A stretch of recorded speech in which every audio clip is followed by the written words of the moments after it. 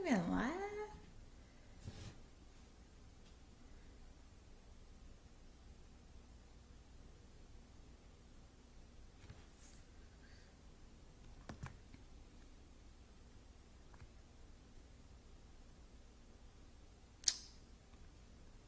Customer dashboard. Got it.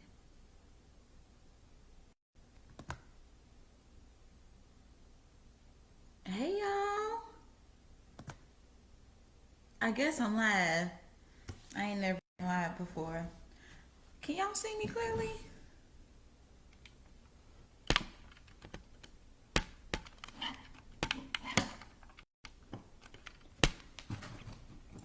Sorry, y'all. Anyways, I just decided to go live today, but I'm looking kind of. Anyways, hey y'all. As many of you know, my name is Melshani Collins, and I have a YouTube channel called Walk Your Talk with Christ. Normally, when I come on and do my videos, I would do them like I got scriptures and all of things that I can say about where God is taking me, what my walk is like with Him.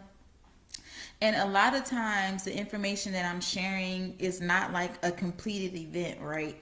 So it's not things that I have mastered to the max, right? A lot of the lessons that I talk about or that God gives me is things that you're going to have to keep mastering as you advance to each new level, as you grow in God, as you learn more about who He is. You'll have to keep learning different things about God and adding on to what you already know. And some things you will master, right? Some things you won't have to, keep adding on to advance your knowledge in. But today is not one of those days. Today, I just basically wanted to get on here and talk to everybody because I never did a live before. But I just felt like I wanted to do a live because I wanted to talk about what it means to keep going and to not get stuck. And so the other day I was reading back through some journal entries that I had written. And one of the things that I was talking about was getting stuck. And I had realized that that was something that I guess I was a pro at, and something that was hard for me to really grasp the concept of what it means not to get stuck. And sometimes, depending on different traumas, different trials and tribulations that we go through, relationships, circumstances, whatever it may be, there are times when we can get stuck in that circumstance. And the moment that we get stuck, that is when like the enemy will come in and just wreak havoc, right? We start ruminating on our thoughts, why we got stuck. Sometimes it's fear that keeps us there and we don't know how to get out of it. And sometimes, to be honest with you, it's comfortable to get stuck.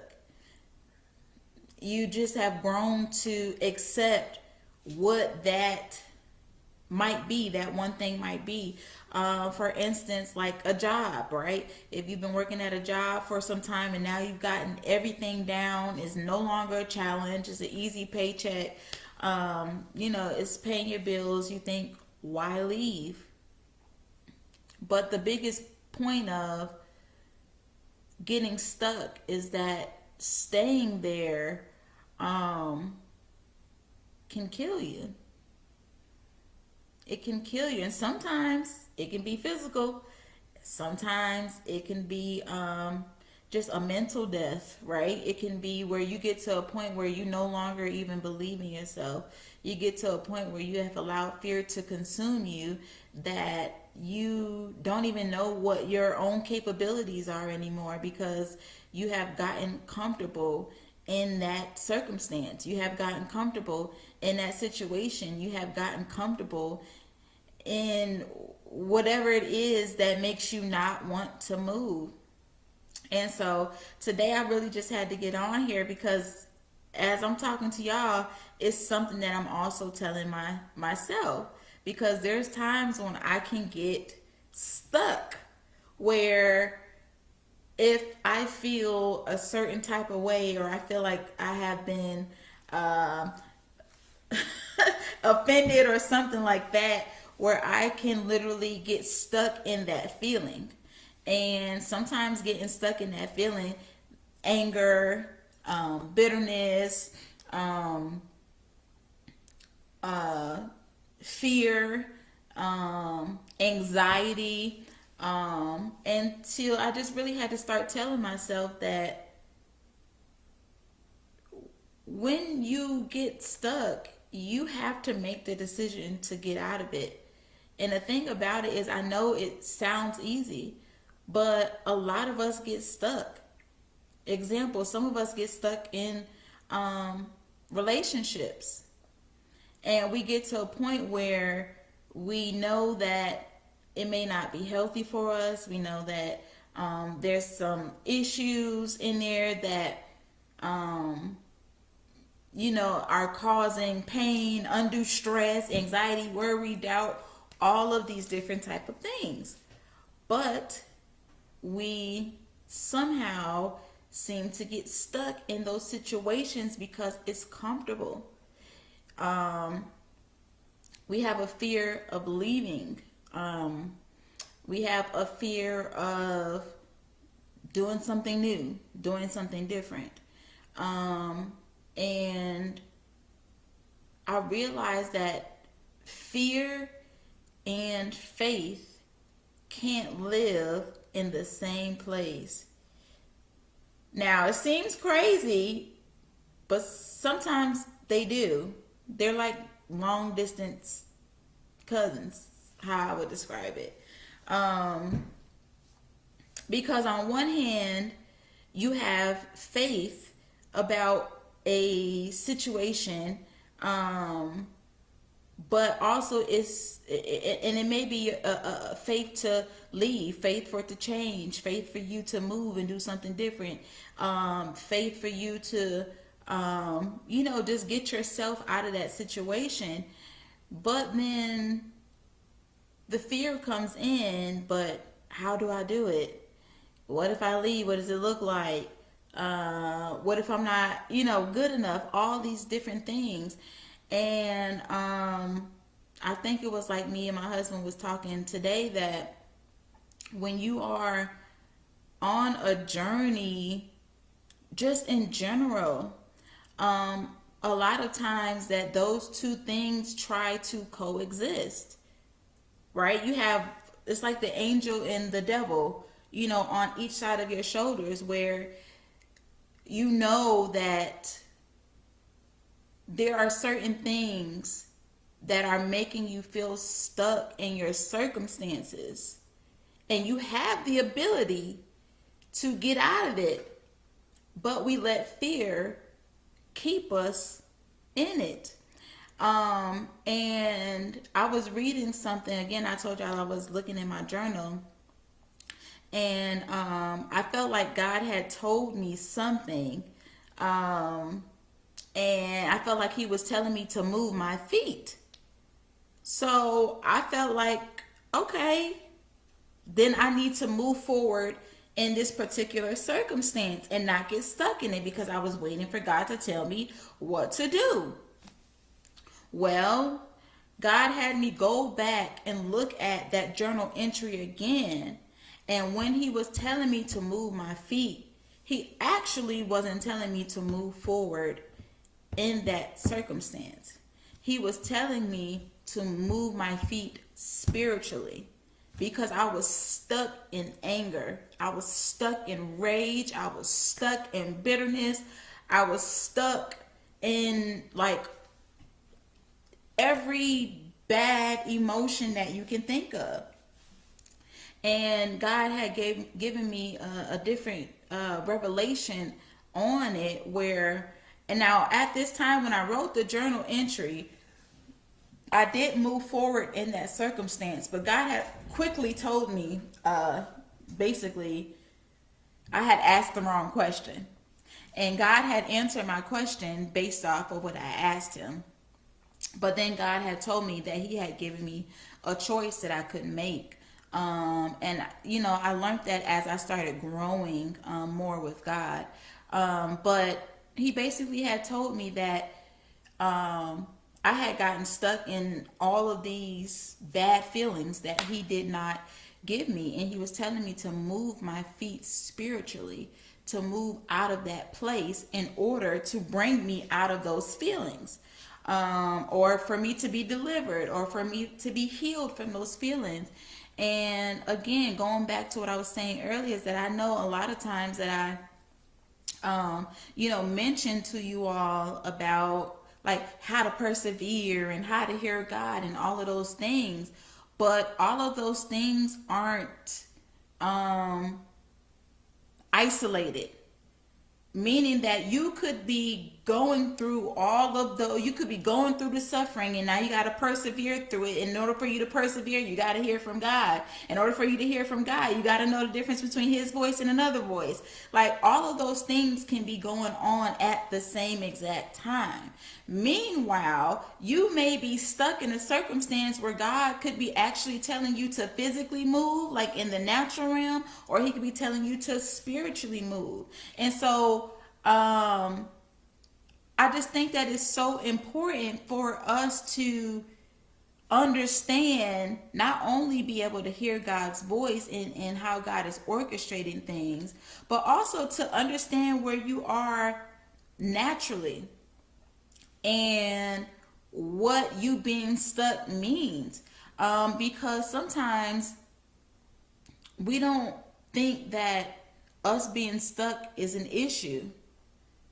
We look at it as it's just what it is, right?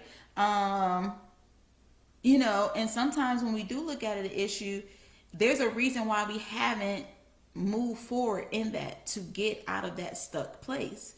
And me and my husband went to church on this past Sunday, and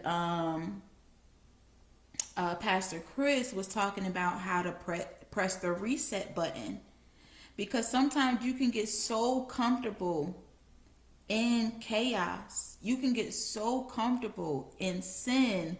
You can get so comfortable in doubt and worry and anxiety and rebelliousness and disobedience, that you don't even know anymore that those are the things that's keeping you being stuck. Example, one of my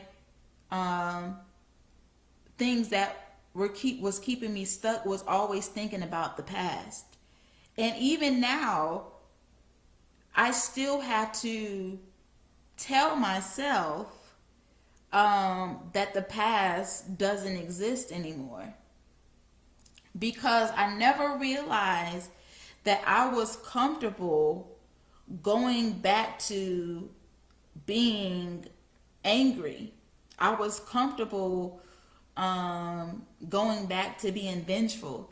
I was comfortable with going back to just saying whatever I wanted to say, because I was appeasing my flesh, right? My flesh wanted all of these things, and I was okay with appeasing it because I didn't even know that those things that were operating in my life was keeping me stuck. It was keeping me from moving forward. But I didn't know. I did not know. And as I find out more about God and just think on an everyday basis,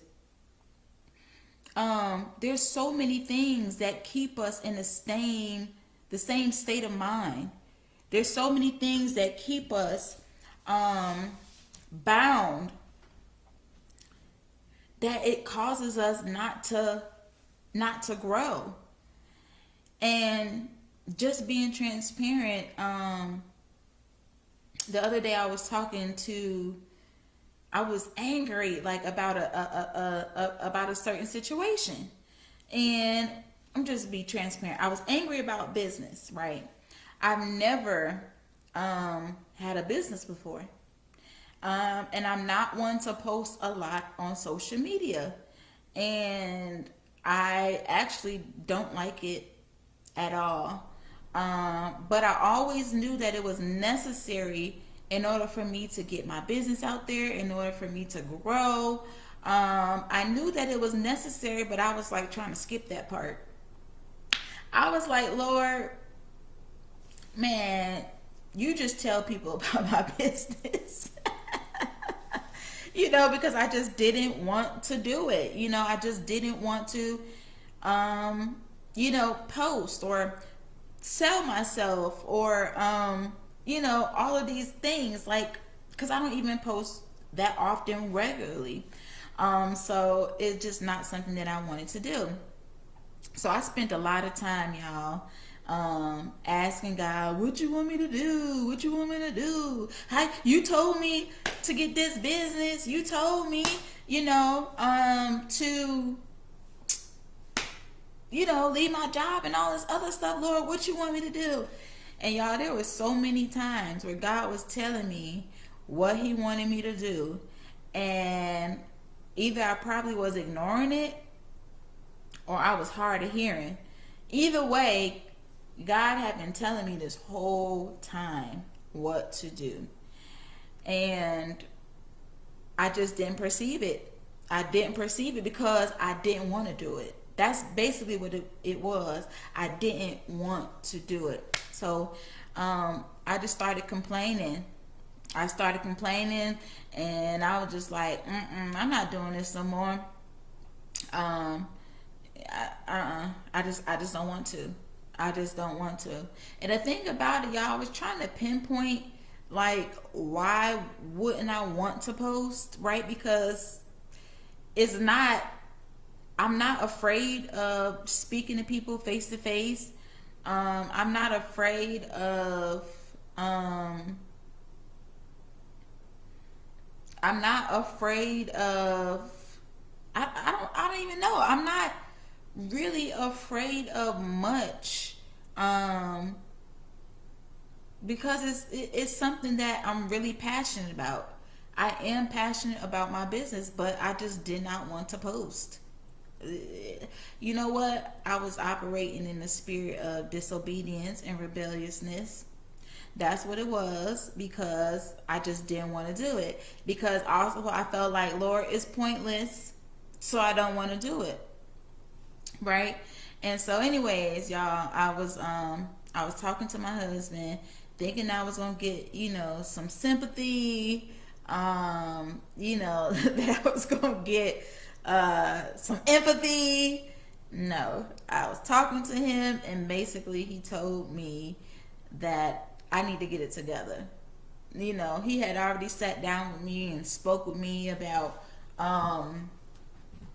how I can post things, gave me ideas and stuff like that, but I just didn't want to, and so I didn't.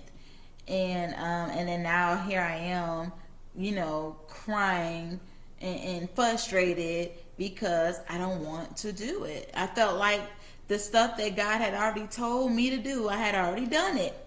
I even told God, because I've been reading the book of Exodus, I even told God, I was like, Lord, you told Moses exactly what to do.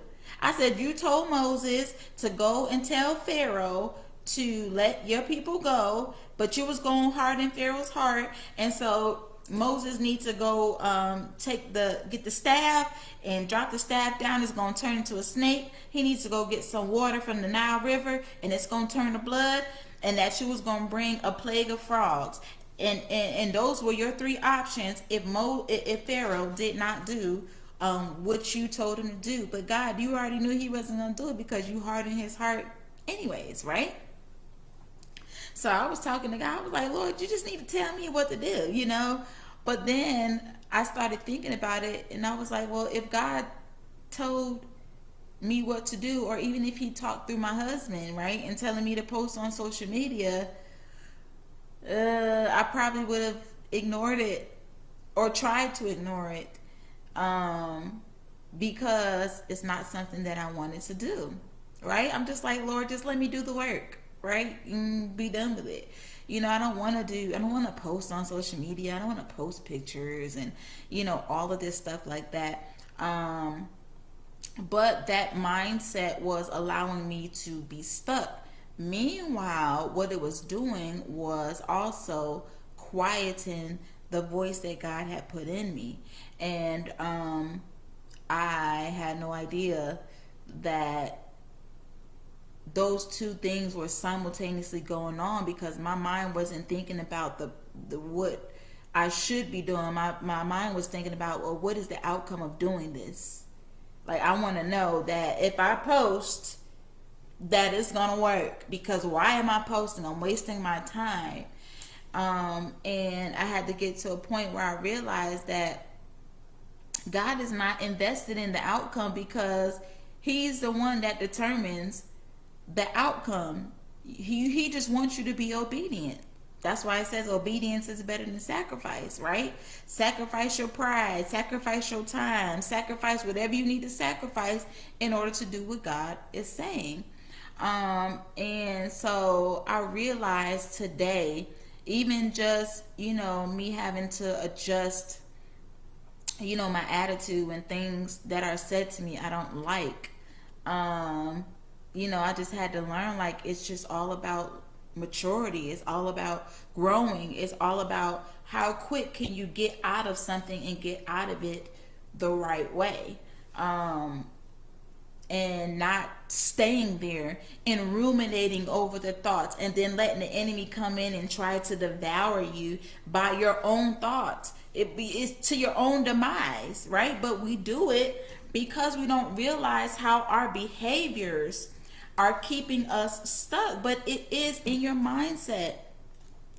And so, y'all, to be honest, at first I didn't even want to come on, because I was thinking to myself, like, like,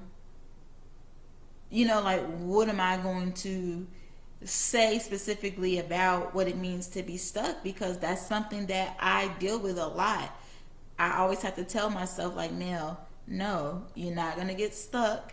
You're not going to start making decisions. You're going to grow. You're going to move from that area. You're going to go forward. You're not going to let fear stop you. You're not going to let anything. Oh, thank you, Lord.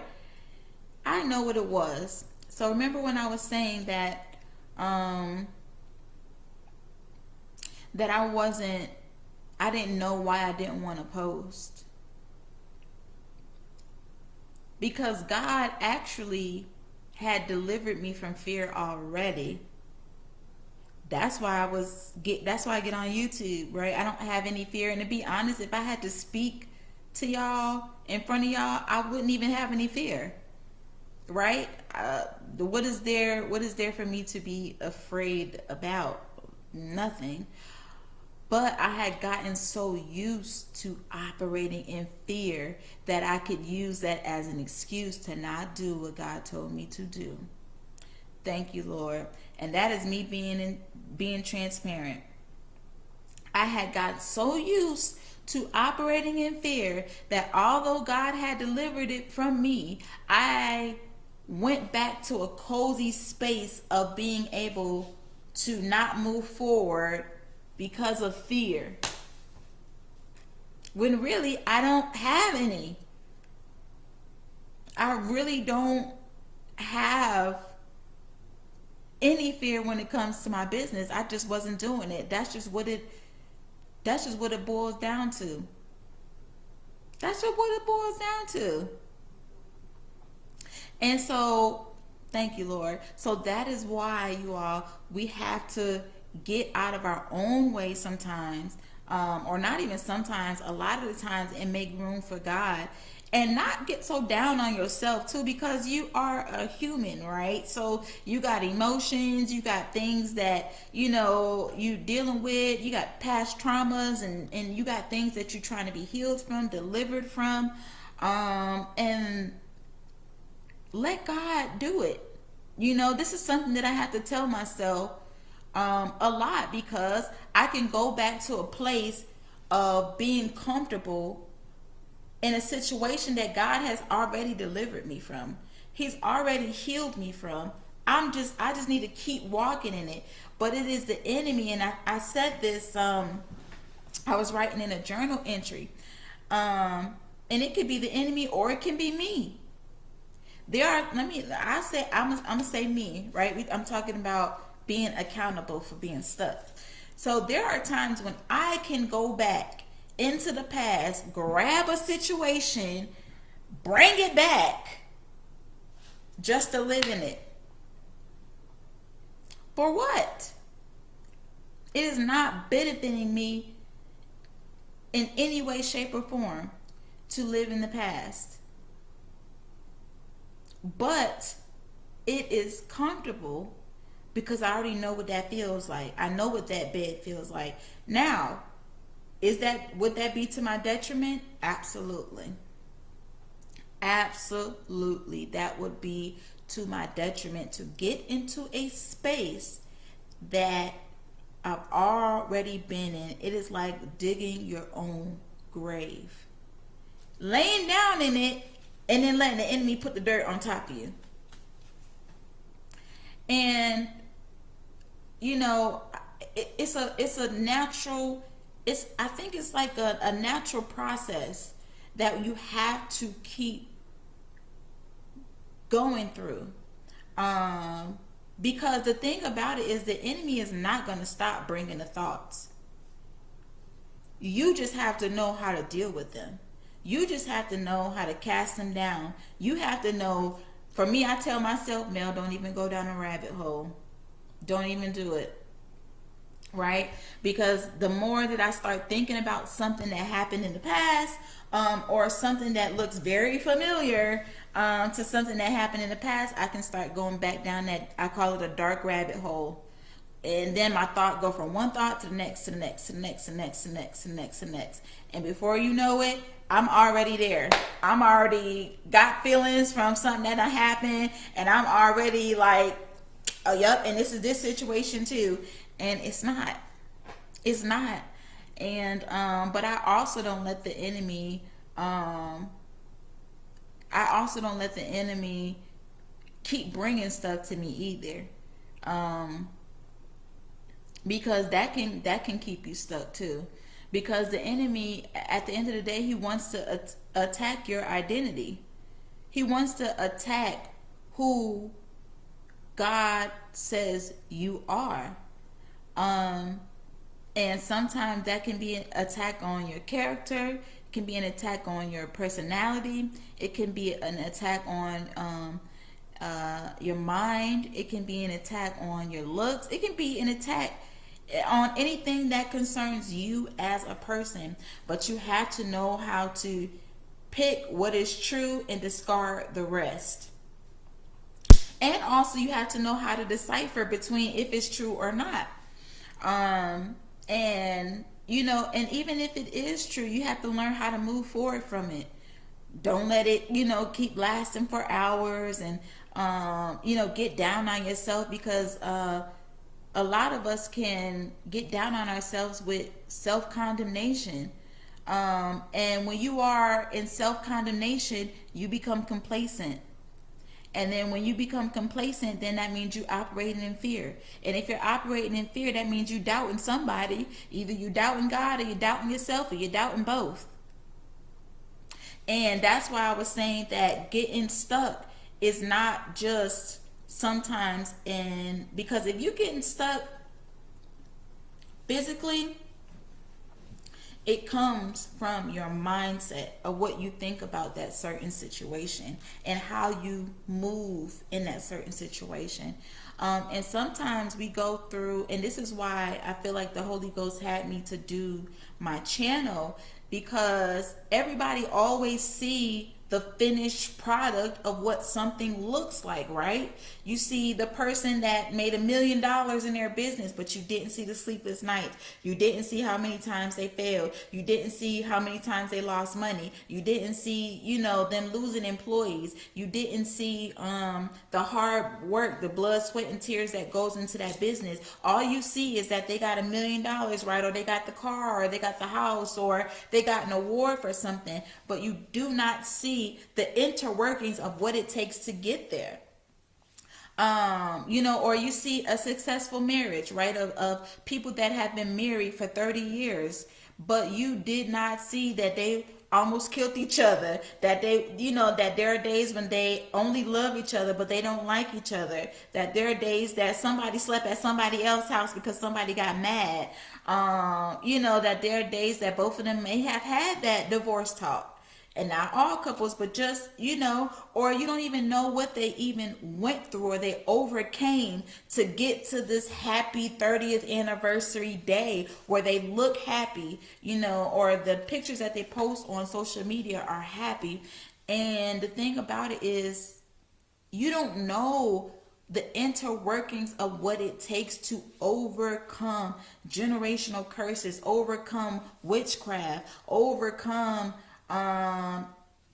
traumas, overcome childhood abuse, overcome sexual abuse, overcome addiction, overcome sexual perversion, overcome adultery, overcome infidelity, overcome all of these things that people deal with. And we see the finished product and we think that it's just wrapped up in a pretty package, but no, it is ugly, but it's beauty in the ugliness, right? You know how they say beauty is in the eye of the beholder. It is beauty in the ugliness, but you have to endure it in order for you to not get stuck, because you can get stuck, and getting stuck is a process, right? It's not just a one day thing. It is a combination of how your mind is dictating your behaviors and what you're choosing to do about what is continuously in your mind. It's not just one day of somebody telling you that you wasn't good enough, and now you stuck forever. Sometimes it can happen that way, but if you already didn't feel good enough, then but from that root of you already not feeling good enough, and then somebody says something to you about it, whether it's true or not, now you got to go through a whole, well, why didn't you feel good enough in the first place? That's like somebody trying to come and tell me that I'm white. Why would I believe them if I know that I'm black? Right? So it's like somebody telling you that you're not good enough, but if you actually feel good enough, then why would you believe what they said? It's just something that somebody said, and you got to let it roll off your shoulders and keep it moving. But if it's something that you already feel about yourself, then it can become a problem, because now you feel like somebody highlighted it or somebody bounced you out, or you was trying to cover up your own sins, right? Whatever it is, you was trying to cover up your own insecurities, or you was trying to cover up your own feelings of worthlessness or feelings of low self-esteem or whatever the case is, and now somebody can see you, and now and now it can be a problem. And so this is, I'm definitely going to get more in depth with just talking about life in general, because a lot of us, sometimes when we are living a life for God, we have this mindset that all the humanality kind of goes away, and that we think that God is going to just come in and do all the work, when in all actuality the work has to be done by you. God does come in and do a wonderful job. But you have to be willing to let him. You have to be, and the thing about God is you're always learning and you're always growing. So this is not a one-stop shop where, okay, you feel like, okay, God, I got, I got this, I'm good. No, because the enemy gonna try to make sure, are you really good? The enemy gonna try to come and make sure, like, you sure, you got this thing down? Let me test it. Let me see, what you working with. Um, and there's sometimes when you'll mess up. But the thing that I realize is that just because I mess up doesn't mean I am a mess up, right? It does not define me. It's just that I messed up. Now, you keep messing up in a certain area, you need to take a look into it, right? So it's not just do whatever you want to do and, oh, no, you need to be careful about how you proceed and whatever the situation is, but give yourself grace, right? Give yourself room to grow. Give yourself that openness, where you can identify what went wrong and keep it moving. And that's the thing about God, y'all. He keeps it moving. God don't get stuck on the things that we get stuck on. It's just us getting stuck. The enemy likes to keep us stuck, but we keep ourselves stuck too. And one thing I just tell myself is that, Mel, you have room to grow. You don't have to be perfect. You don't have to, if God tell you that your attitude is the problem, that you got to fix your attitude in one day and then never ever have a attitude ever again in life. No. And I also won't let somebody hold it over me either. Like, I'm a human, you're a human, and you mess up, I mess up. I'll rebound from it, just like you rebound from your stuff. And so we got to learn that we are not the sum of what has happened to us. It's just on how you handle it. And handle it every day, one day at a time. You don't have to learn everything in one day in order for you to feel like you have made it or you are successful. You're successful every day that you overcome what should have taken you down that day. That is success. Whatever should have taken you down that day and didn't, you live to fight another day. And that is how I treat myself. And that's why I got on here. Because my old self was talking to me like, so what you gonna do about that? So you just gonna... And my new self is like, baby, it ain't that serious. Get over it and do what you're supposed to do. Like, you're not finna sit on it. You're not finna get mad or stay mad. You're not finna be extra about it. Like, okay, let it go. God says that we can be angry, but not to sin in our anger. So guess what? I'm not going to sin in my anger. I'm going to let it go. I'm going to let it go. And guess what? I have overcome something today. That is a success. Because the more you overcome what's in your head, the more you defeat what's in your head, the quicker you will get unstuck. That's all it is. Defeating what is in your head. Every day that you get what's in your head and cast it down. We're talking about negative thoughts, not positive. Negative thoughts or influences. You take another step. And you take another step. And you take another step. And that is all God wants to see you do. When you take a step, He take a step. And y'all move together.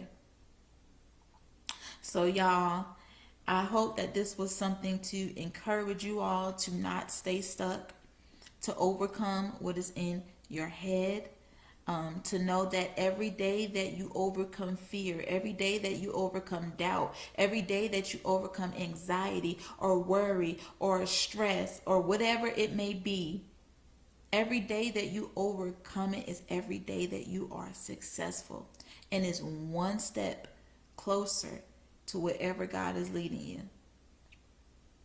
And so I just tell y'all, be blessed.